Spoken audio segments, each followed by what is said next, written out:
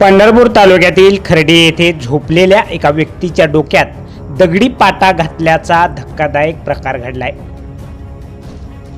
या संदर्भात समजलेल्या प्राथमिक माहितीनुसार खर्डी येथील संत सीताराम महाराज मंदिराबाहेर रात्रीच्या सुमारास गाढ झोपेमध्ये असलेल्या मेहबूब आतार या नावाच्या इसमाच्या डोक्यात अज्ञातानं दगडाचा पाटा घातलाय।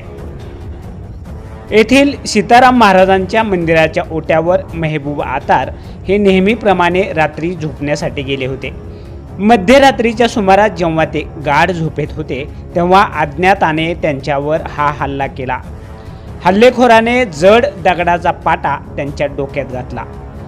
हा हल्ला इतका भीषण होता की आतार यांच्या डोक्याला गंभीर इजा होऊन मोठ्या प्रमाणावर रक्तस्राव झालाय। रक्ताच्या थारोळ्यात पडलेल्या आतार यांना पाहून परिसरामध्ये एकच खळबळ उडाली होती। घटनेची माहिती मिळताच स्थानिक नागरिकांनी आणि नातेवाईकांनी घटनास्थळी धाव घेतली। मेहबूब आतार यांची प्रकृती चिंताजनक असल्यानं त्यांना तातडीनं सोलापूर येथील एका खासगी रुग्णालयामध्ये उपचारासाठी दाखल करण्यात आले। मोठ्या प्रमाणावर रक्त वाया गेल्यानं त्यांची प्रकृती गंभीर असून डॉक्टर त्यांच्यावर शर्थीचे उपचार करत आहेत। मेहबूब आतार यांच्यावर हा जीवघेणा हल्ला कोणी आणि कोणत्या कारणाने केला हे अद्याप समजू शकलं नाही।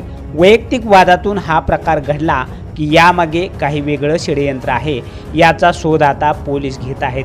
दरम्यान या घटनेमुळे गावात दहशतीचं वातावरण निर्माण झालंय।